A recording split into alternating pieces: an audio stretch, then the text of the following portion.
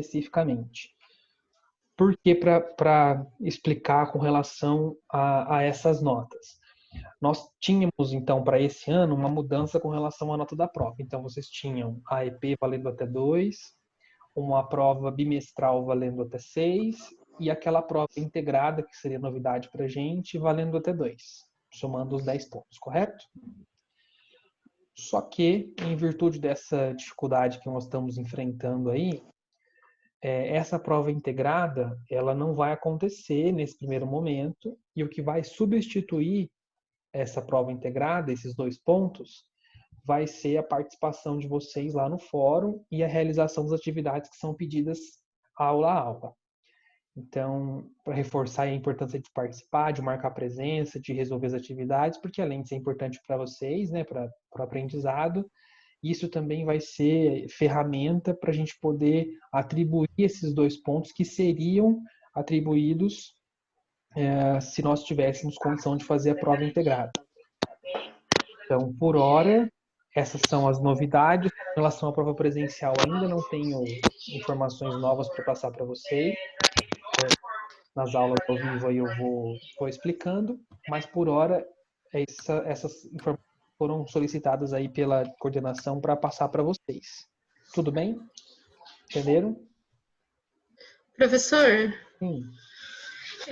Uma dúvida. Em relação, tipo, não vai ter a prova integrada.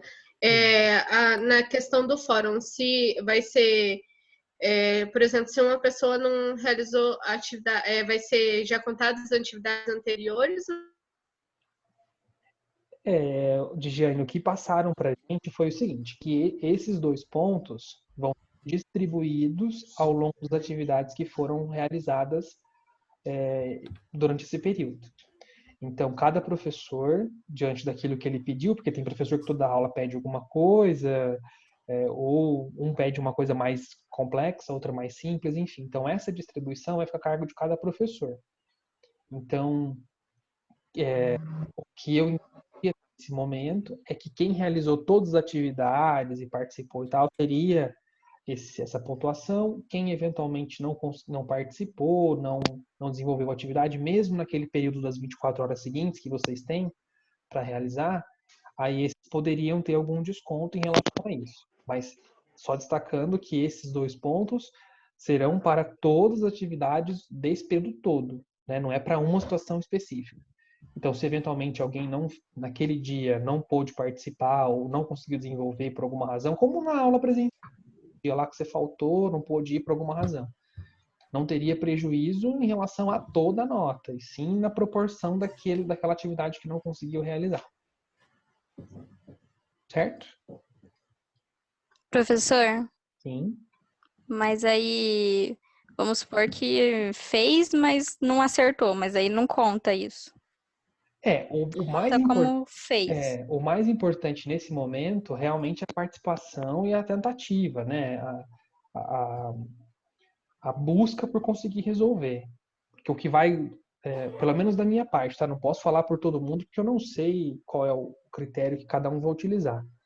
O que vai avaliar efetivamente lá o certo ou errado vai ser lá na prova, que ainda não sei como é que vai acontecer. Mas esse período, esse processo de interação nosso é para a gente acertar e errar juntos, assim. Por isso que eu sempre faço questão de, quando eu passo uma atividade, no dia na aula seguinte, fazer a correção.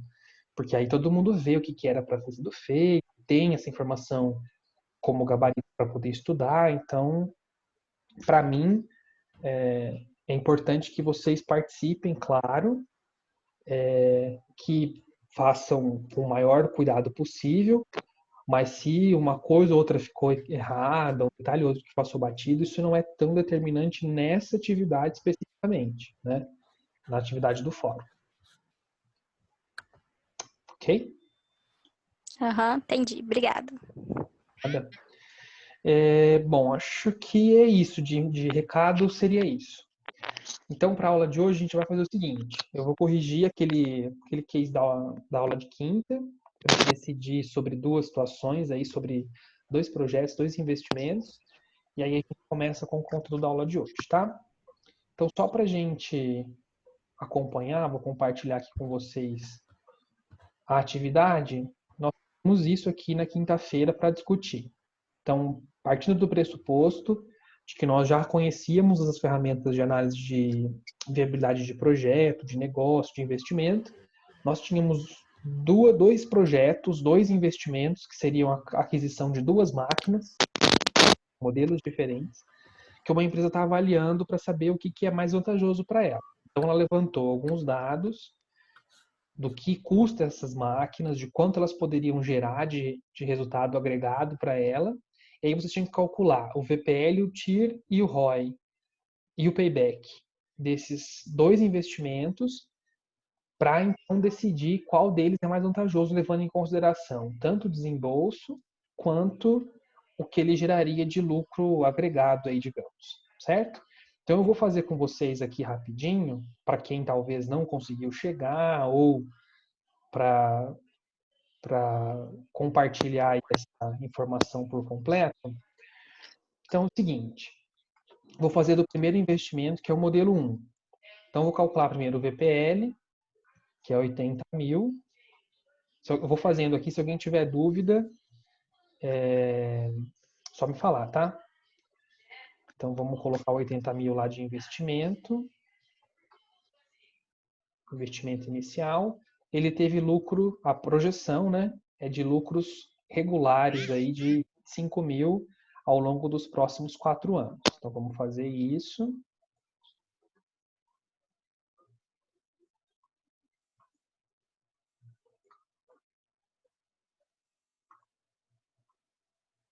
Então lançamos aqui os 4 lucros esperados para que essa máquina geraria de adicional para a empresa. A taxa de atratividade, a TMA, é de 6%. Colocamos lá também. E aí vamos descobrir qual é o VPL dela. Então, 6.667, né? 6.627, perdão, e 64. O VPL do modelo 1. Para calcular a TIR, é só teclar aqui. A gente já tem a TIR de 9,56. Certo? Então, essa informação do primeiro projeto. Com relação ao ROI, que é o retorno do investimento como um todo, como a gente pode fazer? A gente pode fazer pelo lucro médio aí desses 4 anos. Então, como os 4 anos a gente teve 25 mil por ano de lucro, dividindo isso, somando e dividindo por 4, vai dar 25 mil de lucro mesmo. O lucro médio seria de 25. Então, se eu pegar os 25 mil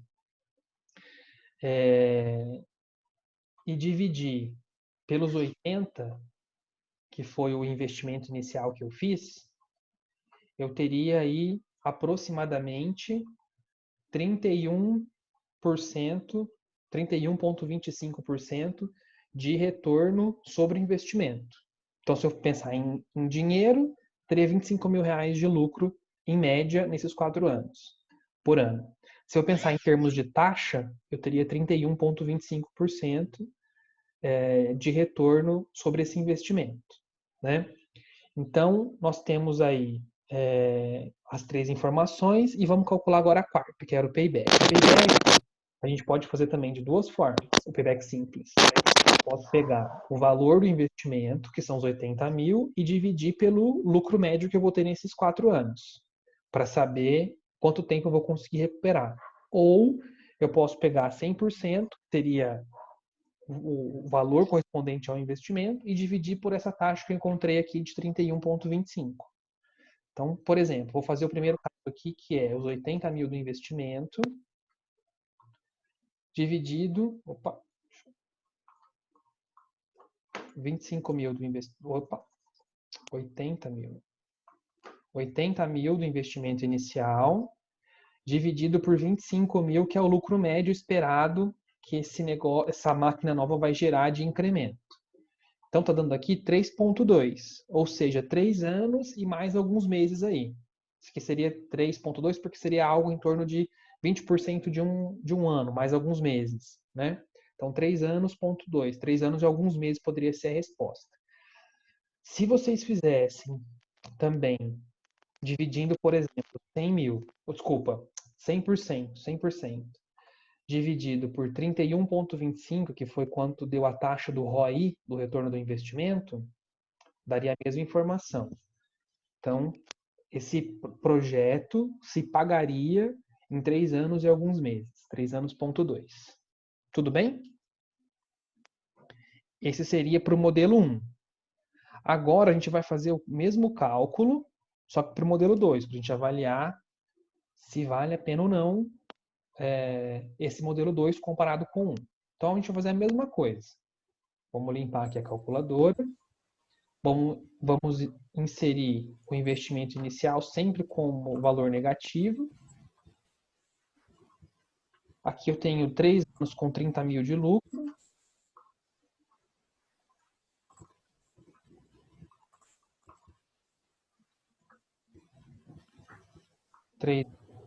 De lucro e o último ano 40 mil. A taxa mínima é a mesma para os dois projetos, para as duas máquinas, então 6%. E aí o VPL desse projeto seria de 11.874,11. Certo? Então, olhando para o VPL, o 2 é mais interessante. Mesmo eu gastando mais, né, ele custa 100 mil em relação ao investimento 1, que é 80. Mesmo eu gastando mais, eu aparentemente vou ter um retorno maior comprando o modelo 2. Isso só olhando o VPL. Quando eu faço a TIR, então teclei aqui o F, vou lá para o IRR, né, para calcular a TIR. A TIR dá 10,85, também superior à TIR do projeto 1, da máquina do modelo 1. Então, ratifica a informação de que isso realmente mostra que o 2 é mais interessante também, olhando pela TIR. E por último, a gente tem o ROI. Como eu pedi para fazer pela média aqui, a gente vai somar os 3 anos aí, os 90 mil, né? 30 mais 30 mais 30, 90 mais 40. Então, vou fazer aqui rapidinho. Então, esse seria o total de lucro para os 4 anos. Para fazer a média, eu vou só dividir por 4. Então, o lucro médio seria de 32.500. Se eu quisesse fazer em termos de taxa, eu dividiria isso pelo investimento que eu fiz, que foi de 10 mil. Desculpa, de 100 mil. Então, daria aí 33, né? Se eu fosse colocar em taxa.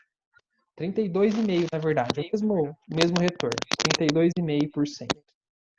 E aí, para fazer o payback, a gente faria da mesma forma.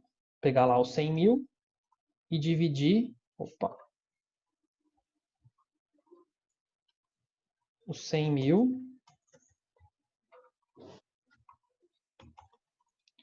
100 mil dividido por 32.500 em média que eu teria aí no ano.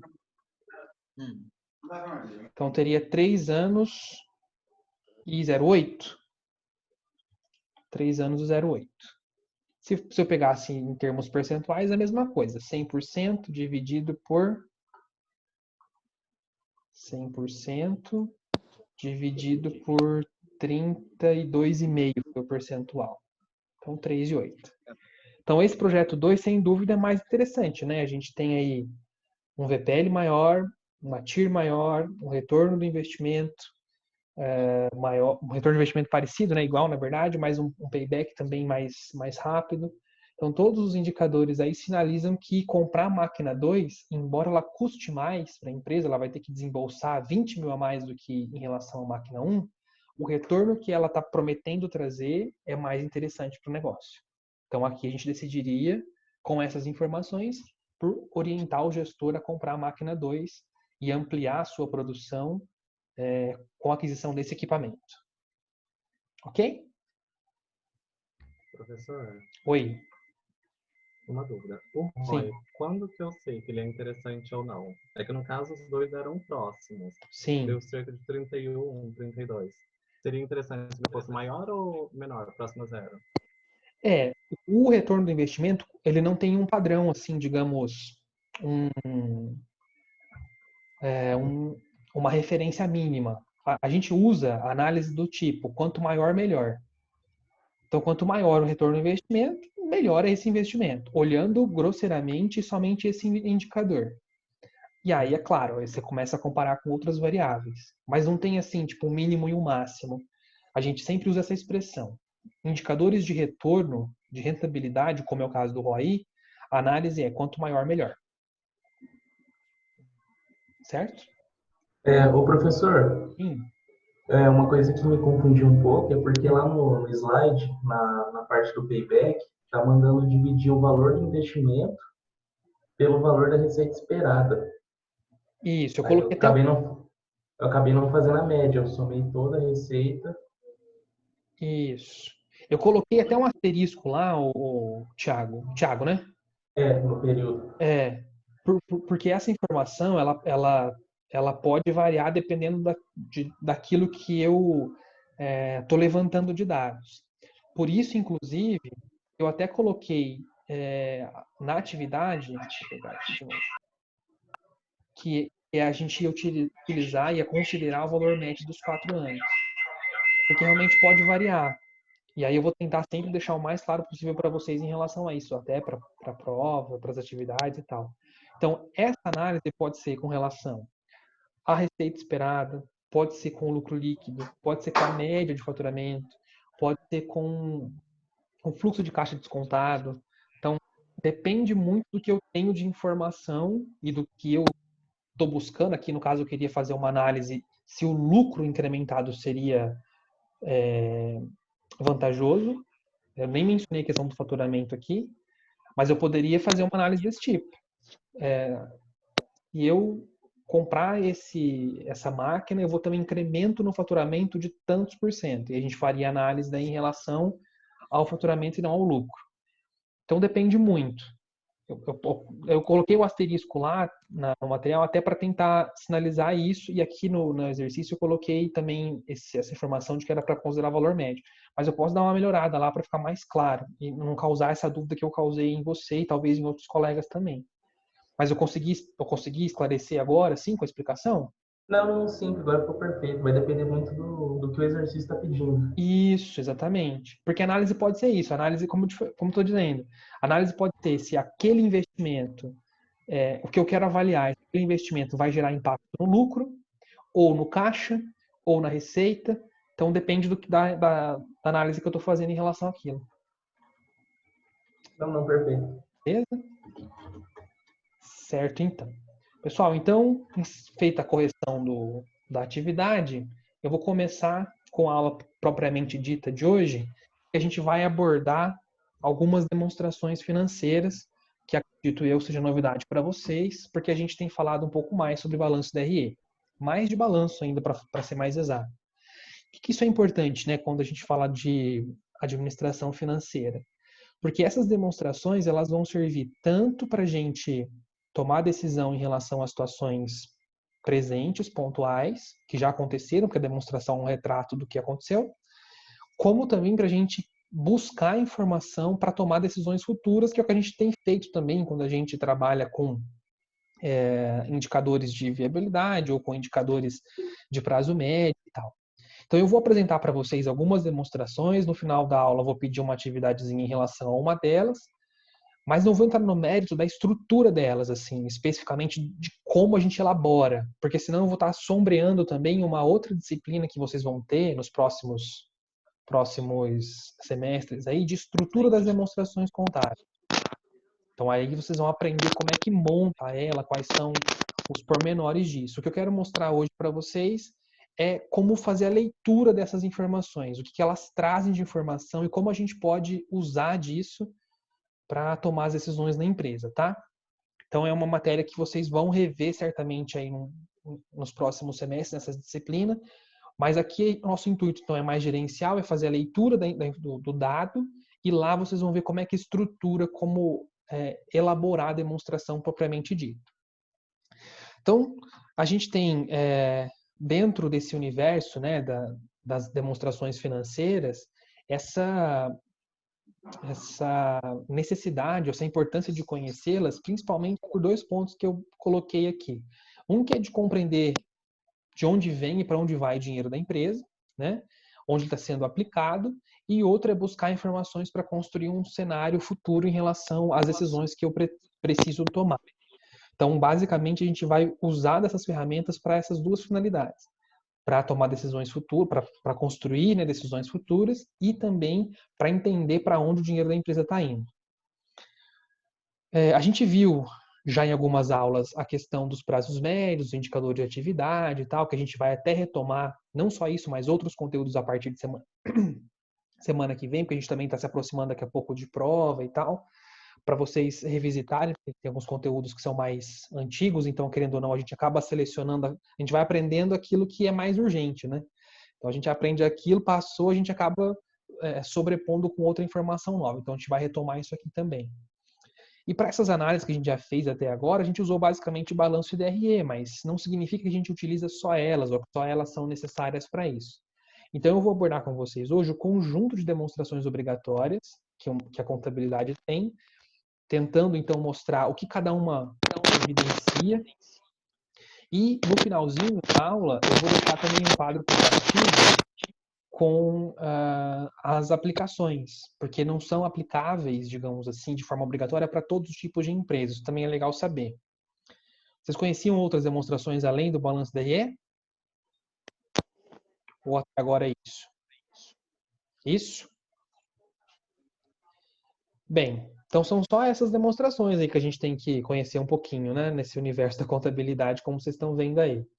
Então a gente tem o balanço patrimonial, que já é nosso conhecido e a mais popular, né, a famosinha das demonstrações, digamos assim, seguido da DRE.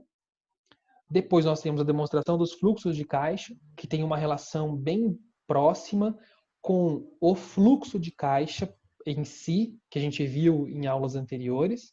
Então são, digamos assim, primos bem próximos. Então tem o fluxo de caixa, que é a ferramenta que eu utilizo para controlar contas a pagar e receber, e tem uma demonstração dos fluxos de caixa, que seria um reflexo, né, dessas movimentações. Tenho a DRA, que é a demonstração dos resultados abrangentes, tenho a DVA, que é a demonstração do valor adicionado, tenho a DMPL, que é a demonstração das mutações do patrimônio líquido, e tenho a demonstração dos lucros ou prejuízos acumulados, que é a DLPA, e que essas duas aqui estão incorporadas uma na outra. Na verdade, a DLPA foi incorporada aqui pela DMPL, eu vou dizer por quê. E por fim, a nota explicativa. Vocês devem ter ouvido falar alguma coisa a respeito, mas a nota explicativa, embora não seja uma demonstração efetivamente, por ela acompanhar as demonstrações, ela está dentro desse universo aqui. E elas nada mais são, a gente vai falar delas mais para frente, do que uma informação complementar, auxiliar, para quem lê a demonstração conseguir identificar algumas questões que não conseguiria sem essa informação. Então, começando pelo balanço patrimonial, que é mais simples, vocês conhecem com mais profundidade. Então, considerada a principal demonstração contábil, vai mostrar a situação patrimonial da empresa e agrupa aí os valores em dois grandes grupos, né? Ativo e o passivo mais o PL. Isso é importantíssimo porque a gente fala, poxa, mas isso é tão básico. Tá, mas muitas vezes uma análise é comprometida porque eu não tenho que olhar no balanço que é capital de terceiro e que é capital próprio. A gente exercitou isso já quando a gente trabalhou com os indicadores de atividade em aulas anteriores. Composto, então, por bens e direitos, e o passivo mais o PL demonstra parte do que vem de capital de terceiro, que é o passivo, e parte do que vem com capital próprio, que é o PL. Né? Então, aqui fica muito claro nessa demonstração a origem e aplicação de recurso, sendo a origem o passivo e o PL, e a aplicação o ativo. A DRE, a gente tem aqui, de forma resumida, como uma demonstração que mostra o resultado do período, lucro e prejuízo. Eu já mencionei com vocês algumas questões do DRE, que é importantíssimo, porque DRE te mostra resultado econômico e não financeiro. Então, você pode ter lucro, mas não ter dinheiro em caixa. Então, isso é importante a gente compreender. Também vai mostrar a apuração dos impostos e vai demonstrar os gastos com despesas gerais e custos de fabricação do processo. Né? Então, uma demonstração que vai trazer aí uma síntese da atividade da empresa e a situação econômica dela, se ela teve lucro ou prejuízo. A DFC, que eu falei para vocês, que é um primo aí bem próximo do fluxo de caixa que a gente discutiu em aulas anteriores, que é esse mecanismo de controle para controlar o que entra e o que sai de dinheiro, ela é uma demonstração muito importante para fins gerenciais, ela veio aí, é uma demonstração recente, né? Recente que eu digo assim, né? Não existiu desde sempre na contabilidade, foi alterada aí pela Lei 11.638, é exigida de forma obrigatória para as grandes companhias, e ela substituiu uma demonstração antes dessa data de 2007, chamada DOAR, que justamente mostrava as origens e aplicações de recursos, ou seja, a movimentação do dinheiro entrando e saindo na empresa. Essa DFC, então, ela vai evidenciar as modificações que ocorrem no saldo de disponibilidades, ou seja, caixa e equivalente, por meio de um fluxo de recebimento e pagamento, né? Então, vocês estão vendo aí a semelhança que ela tem. Ela pode ser construída, né, de 2 métodos, de 2 formas, tanto direto quanto indireto. E aí a gente tem aqui no direto a elaboração a partir do que eu tenho de movimentação no caixa e seus equivalentes. E no indireto, eu parto da construção do lucro ou prejuízo do exercício, né? Esses 2 métodos são possíveis, são legais, são utilizáveis, digamos assim, mas o que as empresas divulgam, especialmente as empresas que estão com ações na bolsa, é o método indireto, tá? É o mais utilizado, digamos assim. Essa demonstração, ela vai separar, a atividade de hoje, inclusive, vai pedir isso, vocês vão observar que ela tem 3 blocos, 3 fluxos de atividade que a gente chama, que é a atividade operacional, de financiamento e de investimento. Então, nessa demonstração, aquela movimentação que a gente viu no fluxo de caixa, lá no exercício, ela vai organizar isso. Tipo, o dinheiro está entrando e saindo para financiar o quê? Uma atividade operacional, que é uma atividade de manutenção da empresa, ou uma atividade de financiamento, né? Uma atividade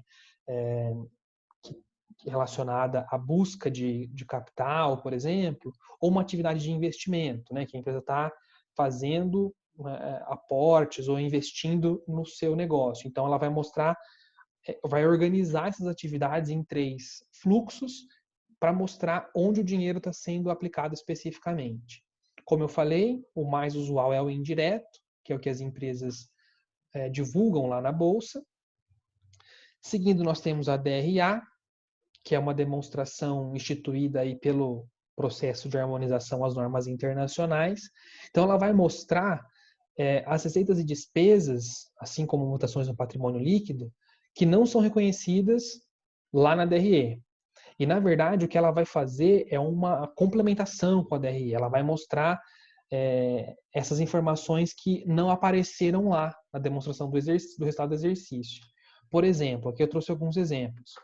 Variações na reserva de reavaliação, ganho ou perda em planos de pensão, ganhos ou perdas derivados de conversão de demonstrações com operações no exterior. Então, uma empresa que tem atividade fora do país, e aí tem a questão de conversão de câmbio e tal. Na DRE isso não aparece, vai aparecer aqui. Ajuste na avaliação patrimonial. Então, são alguns exemplos que aparecem na DRA e não aparecem na DRE, por isso que ela complementa.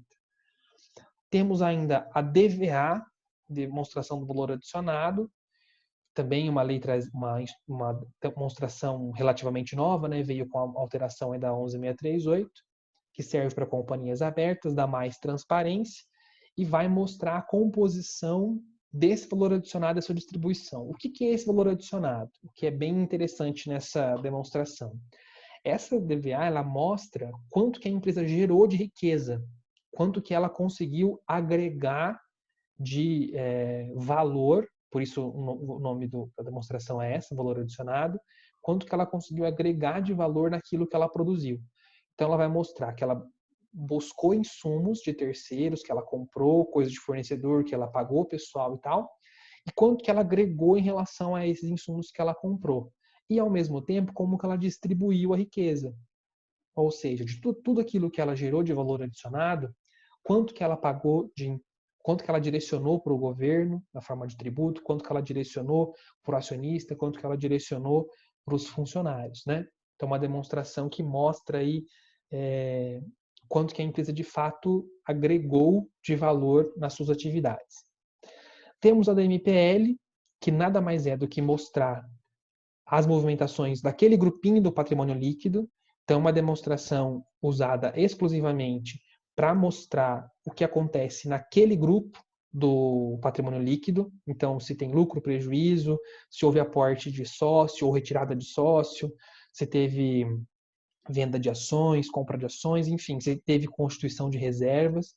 Então, é para mostrar especificamente o que acontece com aquele grupinho. E aí eu falei para vocês lá no comecinho da aula que ela incorporou a DLPA, que é uma demonstração bem limitada, porque ela só mostra o que diz respeito a lucro ou prejuízo acumulado. Então, só mostra isso, quanto que a empresa teve de lucro ou prejuízo naquele período. Então, ela dá uma demonstração inteira só para mostrar essa informação. Como a DMPL fala do patrimônio líquido como um todo, e, consequentemente, lucro e prejuízo estão dentro do patrimônio líquido, ela acabou sendo incorporada pela DMPL. Então, a DLPA está contemplada na DMPL, e as empresas hoje divulgam a própria DMPL como demonstração aí obrigatória. Tanto que eu coloco aqui para vocês que a DMPL é mais útil, e na prática a gente publica a DMPL e não a DLPA. Por quê? Na DMPL já está incluso a informação dos lucros ou prejuízos acumulados que a DLPA traria. A nota explicativa, já para a gente caminhar para o finalzinho dessa parte expositiva da aula, e depois a gente vai lá para a discussão. Temos as notas explicativas, que nada mais são, então, do que uma maneira, né, um esforço de explicar para o usuário da informação, para o usuário da demonstração, o que aqueles números querem dizer. Né? Então, é mais uma peça complementar, auxiliar, embora obrigatória, para ajudar no entendimento. Então, por exemplo, a empresa quer colocar lá alguma informação em relação à forma como ela faz o inventário, como que ela controla o estoque, qual é o método de avaliação, né, do estoque, que tipo de custeio que ela usa, como que o imobilizado é avaliado, os investimentos que ela tem, onde são, quanto que ela teve, quanto ela paga de juros, empréstimo de financiamento, enfim, é para explicar a informação que está na demonstração. A informação está no balanço, no DRE, no DVA, enfim. Então, ela serve para ajudar na compreensão dessas informações, ok? Resumindo, a gente tem aí um quadrinho, vocês estão acompanhando comigo, está disponível lá no material também para vocês, com todas as demonstrações e quando que ela é obrigatória ou facultativa. Então, todas elas, em regra geral, são obrigatórias. Só que aí, para microempresa e empresa de pequeno porte, tem algumas que são facultativas, então eu posso emitir, mas não sou obrigado. E para as pequenas e médias empresas, eu também tenho algumas situações que são facultativas e não obrigatórias. Né? Então, aí quer dizer que a empresa pode emitir, e talvez até deva, pela questão da qualidade da informação, de conhecer o negócio com mais propriedade, mas não é uma questão legal que ela precisa obrigatoriamente divulgar essas demonstrações. Então, aí, para fins de comparação, acho que é interessante o que vale como regra geral, e para empresas que têm alguma particularidade, como as pequenas, as micros e as médias, tá aí a informação para vocês também, ok? Para a gente partir lá para o fórum e discutir um pouquinho sobre isso, a atividade de hoje vai concentrar na DFC. E aí depois para a quinta a gente tem mais algumas coisinhas aí para discutir em relação a essas demonstrações. Mas a primeira delas então para hoje vai ser isso. A gente vai pesquisar, vocês vão pesquisar aí, aproveitar que vocês têm ferramenta agora à mão aí em casa, vão pesquisar esses dois modelos que eu falei, esses dois métodos de DFC, que é o método direto e indireto, e colocar para mim qual é a principal semelhança e diferença que vocês perceberam nos dois. Não é nada absurdo assim, dá para jogar e dar um Google, né? Ou na própria Bovespa e tal, hoje B3, como é que é a estrutura disso. Então, primeiro quero que vocês pesquisem, me digam para que depois eu inverta aqui a situação, depois eu faço a minha complementação em cima do que vocês apresentarem e vão explicar nesse primeiro ponto. No segundo ponto, como eu falei, ela é organizada em dois tópicos, né? Em 3 fluxos de atividades: operacional, investimento e financiamento. Então, vocês vão pesquisar e vão colocar para mim também uma situação para cada fluxo desse. Então, uma situação de atividade operacional, uma de investimento e uma de financiamento. Então, são 2 situações para a gente desenvolver ao longo dessa aula. E aí eu vou estar com vocês lá no fórum para tirar dúvida e para conversar um pouquinho sobre isso. Certo? Entenderam? Sim? Dúvidas? Perguntas? Tudo certo? Não, tudo certo. Uhum. É? Então, beleza. Então, tá terminando aqui meu tempo de gravação do Zoom. Eu vou finalizar aqui, então, a nossa reunião, finalizar a gravação para depois subir lá para o YouTube. E aí a gente fica com essa atividade para ser realizada lá no fórum com vocês. Tudo bem? O estúdio caiu faz um tempo, então caso a gente demore um pouco, não sei como que tá o dos outros, mas o meu tá bem travado aqui. Eu ouvi algum comentário a respeito. A gente vai tentando, porque se tá ruim para vocês, vai estar ruim para mim também. Eu não acessei ainda, acessei durante o dia. Mas a gente vai tentando lá. Beleza. Tá bem? Até mais então, gente. É.